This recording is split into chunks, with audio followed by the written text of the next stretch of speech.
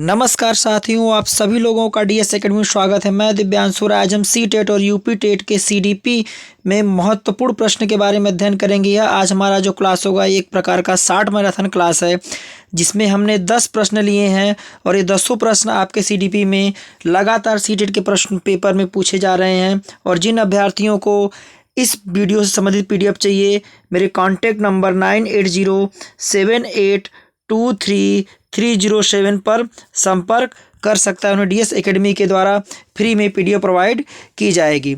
तो चलिए, आज का हमारा जो 60 मैराथन क्लास है, जिनमें 10 हम प्रश्न महत्वपूर्ण प्रश्न लिए हैं और ऐसे ही प्रश्न हमारे परीक्षाओं में लगातार पूछे जा रहे हैं। और एक सप्ताह से जो हमारे प्रश्न आ रहे हैं, इसी टाइप के प्रश्न आपके परीक्षाओं में पूछे जा रहे हैं। देखिए, हमारा पहला प्रश्न आपका क्या है कि इसमें आपका पहला प्रश्न आपका है, मूल्यांकन पद्धतियों का लक्ष्य होना चाहिए। पहला ऑप्शन दिया, विद्यार्थियों की जरूरत एवं आवश्यकताओं की पहचान करना, पुस्तक वितरण हेतु उच्च अंक प्राप्त करने वाले विद्यार्थियों की पहचान करना। तीसरा आपका दिया गया, विद्यार्थियों को नामांकित करना। चौथा आपको दिया, योग्यता आधारपूर्ण समूहों में विद्यार्थियों को विभाजित करना। अब देखिए, इसमें आपको बोला गया है कि मूल्यांकन पद्धतियों का लक्ष्य होना चाहिए, तो हमारा ऑप्शन नंबर ए आपका होगा कि विद्यार्थियों की ज़रूरत एवं आवश्यकताओं की पहचान करना मूल्यांकन का हमारा पद्धतियाँ, यही इसका मेन लक्ष्य होना चाहिए। और हमारे इसमें पॉजिटिव वर्ड आपका ऑप्शन नंबर ए सही होगा। अब देखिए, थोड़ा दूसरा प्रश्न जो है, यह आपका थोड़ा बड़ा प्रश्न आपका है, लेकिन ऐसे ही प्रश्न सी टेट में दिए जा रहे हैं।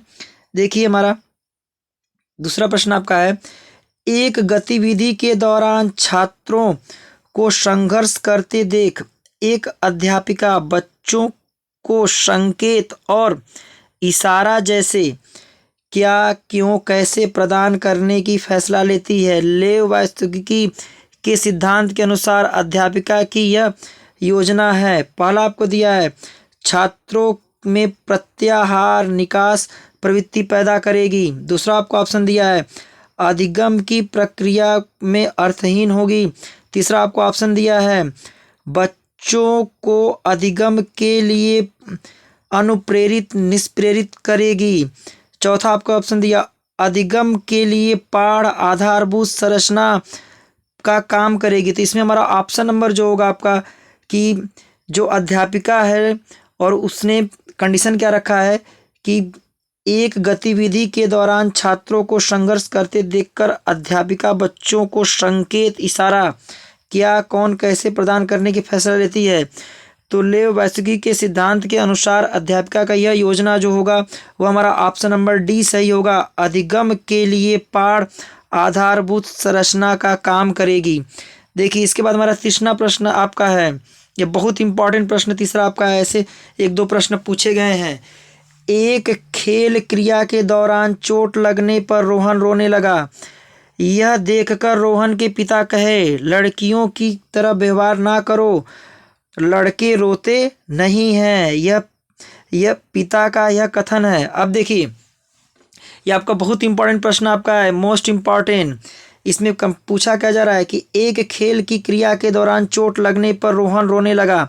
यह देखकर रोहन के पिता कहे, लड़कियों की तरह व्यवहार ना करो, लड़के रोते नहीं हैं। तो इसमें रोहन के पिता का यह कथन क्या कहता है, क्या दर्शाता है? लैंगिक भेदभाव को कम करता है? नहीं, क्योंकि लड़के और लड़कियों में अंतर दिखा रहा है। लैंगिक समानता का बढ़ावा देता है? नहीं, यह भी बढ़ावा नहीं दे रहा है यहाँ पर।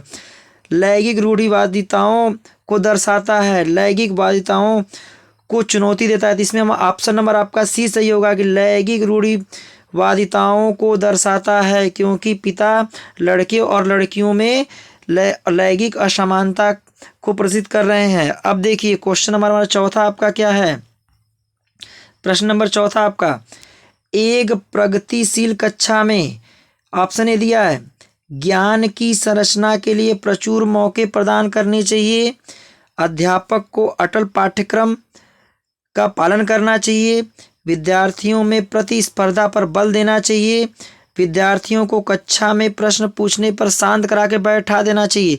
यह ऑप्शन गलत होगा, यह भी गलत होगा। ऑप्शन नंबर बी क्या दिया है, अध्यापक को अटल पाठ्यक्रम, देखिए अटल यहाँ पे पाठ्यक्रम नहीं होगा आपका, तो ये भी हमारा ऑप्शन नंबर गलत होगा आपका। इसका मतलब हमारा ऑप्शन नंबर इसमें ए सही होगा कि एक प्रगतिशील कक्षा में ज्ञान की संरचना के लिए बालकों को प्रचुर मौके प्रदान करने चाहिए। इसलिए हमारा ऑप्शन नंबर इसमें ए आपका क्या होगा, सही होगा। अब देखिए प्रश्न संख्या हमारा 5वां, थोड़ा बड़ा इसको छोटा कर लें। हाँ 5वां प्रश्न देखिए क्या कह रहा है कि लॉरेंज कोहलबर्ग के सिद्धांत के अनुसार किसी कार्य को इसलिए करना क्योंकि दूसरे इसे स्वीकृति देते हैं नैतिक विकास के चरण को दर्शाता है। ऑप्शन आपको दिया उत्तर प्रथागत, प्रथा पूर्व, अमूर्त, संक्रियात्मक। अब देखिए ये क्या कर रहा है कि इनके अनुसार किसी कार्य को इसलिए करना चाहिए क्योंकि दूसरे इसे स्वीकृत कर देता है, तो इसमें आपका होगा प्रथागत होगा, ऑप्शन नंबर आपका डी सही होगा। अब देखिए हमारा 6वां प्रश्न आपका है। 6वां प्रश्न क्या है, देखो यह बोला जा रहा आपका है कि बच्चे के समाजीकरण के संदर्भ में निम्न से कौन सा कथन सही। यह भी बहुत इंपॉर्टेंट प्रश्न आपका है, मोस्ट इंपॉर्टेंट।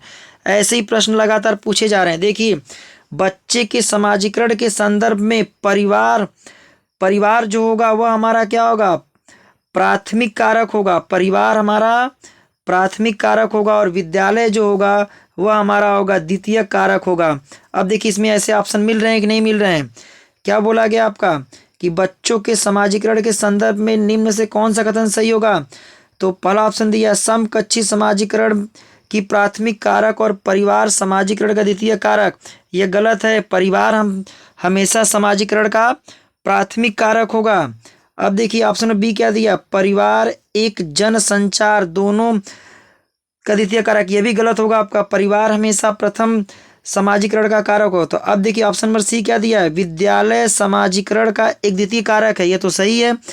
परिवार समाजीकरण का प्राथमिक कारक है, यह भी सही है। इसका मतलब हमारा ऑप्शन नंबर आपका सी सही होगा। अब डी की तरफ आपको जाने की जरूरत नहीं है। तो आपको बोला जाएगा बच्चों के समाजीकरण के लिए प्राथमिक कारक क्या होगा, परिवार होगा। द्वितीय कारक कौन होगा आपका, विद्यालय होगा, क्योंकि बच्चा सबसे पहले परिवार में सीखेगा समाजीकरण के बारे में, समाज के बारे में, रहन सहन, उसके बाद विद्यालय में उसकी समाजीकरण का विकास होता है।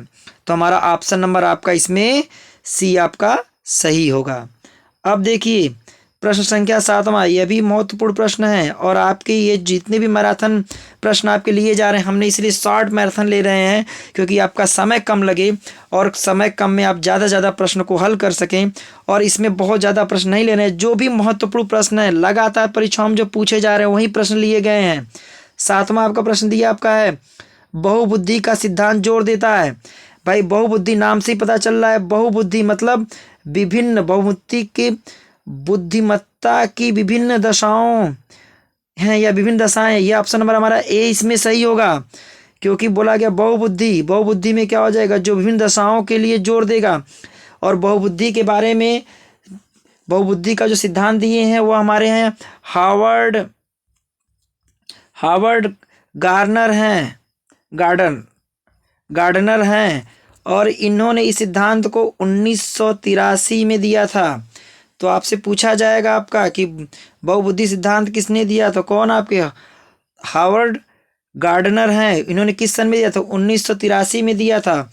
और कितने इनके सिद्धांत बताए थे, ये आपके कितने कंडीशन बताए थे, इनके 7 बताए थे। लेकिन वर्तमान में बुद्धि के प्रकार कितने आपके हैं, 9 प्रकार हैं। हावर्ड गार्डनर के अनुसार बहुबुद्धि के प्रकार कितने थे, तो इन्होंने कितने प्रकार बताए थे, 7 प्रकार बताए थे। लेकिन वर्तमान में इस समय कितने प्रकार हैं, 9 प्रकार हैं। बहुबुद्धि का सिद्धांत किसने दिया था, हावर्ड गार्डनर।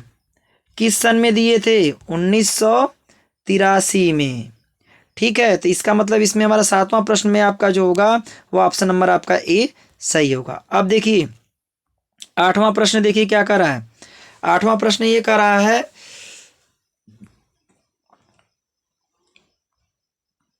थोड़ा बड़ा कर यहाँ, जीन पियाजे के संज्ञानात्मक विकास के सिद्धांत में पूर्व संक्रियात्मक अवस्था में विकास का मुख्य गुण क्या है।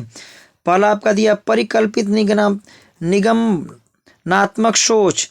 दूसरा दिया संरक्षण और पदार्थों के क्रमबद्ध करने की क्षमता। तीसरा दिया है अमूर्त सोच का विकास। चौथा दिया विचार ऑब्लिक आपको दिया सोच में केंद्रीकरण। तो ये आपका ऑप्शन नंबर डी सही होगा कि विचार और सोच में केंद्रीकरण जो हमारा होगा पूर्व संक्रियात्मक अवस्था में विकास का मुख्य कारण है। अब देखिए आपका प्रश्न संख्या आपका 9वां है और देखिए लेओ वायस्की के बारे में लगातार प्रश्न पूछे जा रहे हैं। अब देखिए इसमें क्या दिया है 9वां प्रश्न में लेओ वायगोत्स्की का सामाजिक संस्कृति परिक्षेप अधिगम प्रक्रिया के महत्व पर जोर देता है। अब यहाँ से दे दिया गया सामाजिक संस्कृति। अब देखो इसी में से आपको ऑप्शन मिल गया। पहला दिया अभिप्रेरण, दूसरा दिया सांस्कृतिक उपकरण। अभी यही आपका ऑप्शन नंबर आपका बी सही होगा। सामाजिक संस्कृति के लिए सांस्कृतिक उपकरण के लिए हम लोग महत्वपूर्ण इस पर जोर दिया जाएगा। तीसरा आपका ऑप्शन दिया संतुलीकरण, यह होगा नहीं करेगा। डी आपका गुणोत्तर, ये भी नहीं होगा आपका। अब देखिए हमारा ये आखिरी प्रश्न आपका है। ये आखिरी प्रश्न हमारा क्या है, देखिए 10वां प्रश्न आपका लिया गया है। जीन पियाजे अपने संज्ञानात्मक विकास के सिद्धांत में संज्ञानात्मक संरचनाओं को रूप इसमें काम रहेगा के रूपों में वर्णित करते हैं। जीन पियाजे के संज्ञानात्मक विकास, देखिए संज्ञानात्मक विकास में अब कंडीशन आपका क्या होगा, विकास का समीपस्थ क्षेत्र, मनोवैज्ञानिक उपकरण, स्कीमा, मनोबंध, उद्दीपन अनुक्रिया होगा ही नहीं, ये भी नहीं होगा आपका। और ऑप्शन नंबर ए भी नहीं, इसका मतलब ऑप्शन नंबर आपका सी सही होगा। और देखिए जीन पियाजे संबंधित कोई भी यदि प्रश्न दे रहा है वहां पे यदि ऑप्शन आपका स्कीमा मनोबद्ध है आपका है या स्कीमा है तो वहीं आपका ऑप्शन नंबर आपका सी या जो भी ऑप्शन होगा वो हमारा सही होगा। तो यहाँ पे ऑप्शन नंबर ये स्कीमा आपका क्या है, सी है। तो हमारा ऑप्शन नंबर सी आपका सही होगा। देखिए स्कीमा का अर्थ क्या होता है, ज्ञान का भंडार। स्कीमा का अर्थ होता है ज्ञान का भंडार। यदि स्कीम दे दिया गया तो स्कीम का अर्थ आपका हो जाएगा कि ज्ञान का छोटा छोटा भाग। इसमें स्कीमा का मतलब क्या होगा, ज्ञान का भंडार। यह किसके कंडीशन में आएगा, जीन पियाजे के संज्ञानात्मक विकास में। तो यही हमारा ऑप्शन नंबर आपका सी सही होगा। और आज का हम लोग का मैराथन ये 10 प्रश्नों का था और ये सभी 10 प्रश्न आपके महत्वपूर्ण थे। और सी-टेट की परीक्षाओं में ऐसे ही प्रश्न आपके लगातार पूछे जा रहे हैं। और यदि आपको ये सभी प्रश्न आपको समझ में आ गए हों और अच्छे लगे हों तो मेरे चैनल को आप सब्सक्राइब करिए और इसे ज़्यादा से ज़्यादा शेयर करिए ताकि अन्य लोगों के पास यह वीडियो जा सके। क्योंकि हम लोग की जो आगामी जो भर्ती आ रही है वो लगभग अभी तो 17,000 पे विज्ञापन आया था, लेकिन बच्चे लगातार धरना दे रहे हैं लखनऊ में, जिसके कारण उनका भर्ती का मांग कहाँ पर है, 17 से 97,000 का मांग है। तो वहीं अभ्यर्थी इस भर्ती में पात्र होंगे जो सी-टेट, कौन सा परीक्षा, सी-टेट या यूपी-टेट की परीक्षा उत्तीर्ण किए होंगे। इसलिए उन अभ्यर्थियों के पास यह वीडियो पहुंचाएं जो बेचारे 1-2 नंबर से लगातार वो सी-टेट को क्वालिफाई नहीं कर पाते हैं या नहीं कर पा रहे हैं। और यह वीडियो के माध्यम से उन्हें आसानी से 1-2 नंबर मिल सकता है। और आप सभी लोगों को DS एकेडमी की तरफ से बहुत बहुत धन्यवाद कि आप सभी लोगों ने इस वीडियो को आप समझे और आपने समय दिया। और यदि आपको समझ में आया है तो इसे ज़्यादा से ज़्यादा आप शेयर करें। धन्यवाद।